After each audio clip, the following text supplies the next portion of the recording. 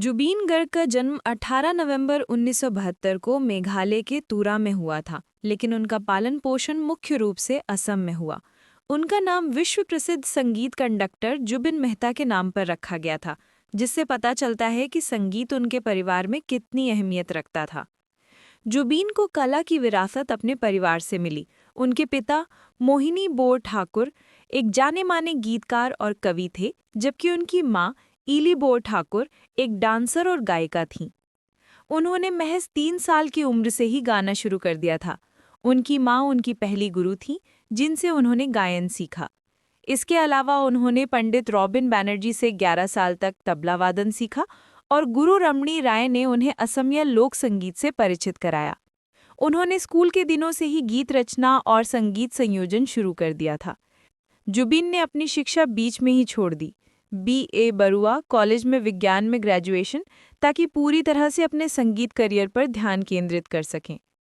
20 साल की छोटी उम्र में 1992 में उन्होंने अपना पहला असमिया एल्बम रिलीज किया, अनामिका। इस एल्बम ने नॉर्थ ईस्ट में धूम मचा दी और जुबीन को रातों रात स्थानीय स्टार बना दिया। अनामिका की अपार सफलता के बाद उन्होंने कई सफल एल्बम दिए, जिनमें माया, आशा और पाखी जैसे एल्बम शामिल हैं। इन एल्बमों ने उन्हें असमिया और बंगाली संगीत जगत का एक सुपरस्टार और असम का रॉकस्टार बना दिया। क्षेत्रीय सिनेमा में उन्होंने सिर्फ गाया ही नहीं, बल्कि कई फिल्मों में संगीत निर्देशन भी किया। उन्हें बंगाली फिल्म शुधु तुमी में संगीत निर्देशन के लिए सर्वश्रेष्ठ संगीतकार का पुरस्कार भी मिला। अपने संगीत के सपनों को बड़ा करने के लिए जुबीन 1995 में मुंबई चले गए और हिंदी संगीत इंडस्ट्री में संघर्ष शुरू किया। शुरुआत में छोटे छोटे एल्बम्स और फिल्मों में काम करने के बाद उन्हें वो बड़ा ब्रेक मिला, जिसने उन्हें पूरे देश में मशहूर कर दिया। या अली गाना 2006 में आई बॉलीवुड फिल्म गैंगस्टर का गाना या अली उनकी आवाज़ में रिलीज हुआ और ये देश भर में चार्ट बस्टर बन गया। इस गाने ने उन्हें राष्ट्रीय स्तर पर एक मजबूत पहचान दिलाई। या अली के बाद उन्होंने बॉलीवुड में कई सफल गाने गाए, जिनमें जिंदगी ने जिंदगी भर गम दिए, द ट्रेन, दिल तू ही बता, क्रिश 3 और हम तुमको निगाहों में वेकअप सिट जैसे गाने शामिल हैं। 2009 में उन्हें हिंदी फिल्म किस्मत के गाने दिलरुबा के लिए राष्ट्रीय फिल्म पुरस्कार से सम्मानित किया गया, जो भारतीय सिनेमा में उनके योगदान का एक बड़ा प्रमाण था। जुबीन गर्ग को भारतीय संगीत इतिहास के सबसे उत्पादक यानी प्रोडक्टिव गायकों में से माना जाता है। उन्होंने अपने करियर के दौरान 40 से अधिक भाषाओं में लगभग 32,000 से अधिक गाने रिकॉर्ड किए हैं। ये एक अभूतपूर्व उपलब्धि है, जो हिंदी, असमिया, बंगाली, ओडिया, मराठी, पंजाबी, कन्नड़, नेपाली, तमिल और अंग्रेजी जैसी विभिन्न भाषाओं में उनके काम की विशालता को दर्शाती है।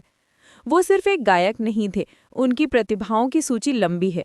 गायक और पार्श्व गायक, संगीत निर्देशक और संगीतकार, गीतकार और कवि, अभिनेता यानी उन्होंने मोनजाई और मिशन चाइना जैसी असमिया फिल्मों में अभिनय किया। वो ड्रम, ढोल, मैंडोलिन और इलेक्ट्रॉनिक कीबोर्ड जैसे कई वाद्य यंत्र बजाने में भी सक्षम थे। जुबीन गर्ग ने 4 फरवरी 2002 को असम की एक जानी मानी फैशन डिजाइनर गरिमा सैकिया से शादी की थी। जुबीन केवल एक कलाकार नहीं थे, बल्कि एक जागरूक नागरिक भी थे। उन्होंने सामाजिक और राजनीतिक मुद्दों पर अपनी आवाज़ उठाई। उन्होंने नागरिकता संशोधन अधिनियम CAA के विरोध प्रदर्शनों में एक प्रमुख गैर राजनीतिक व्यक्ति के रूप में सक्रिय भूमिका निभाई। जब असम में विनाशकारी बाढ़ आई तो उन्होंने लोगों से कपड़े, दवाइयाँ और योगदान दान करने का आग्रह किया। उन्होंने कला गुरु आर्टिस्ट फाउंडेशन नाम की एक धार्मिक संस्था भी चलाई, जो विभिन्न सामाजिक कार्यों के लिए दान करती थी। कोविड-19 महामारी के दौरान उन्होंने अपने 2 मंजिला घर को कोविड केयर सेंटर में बदलने की पेशकश की थी।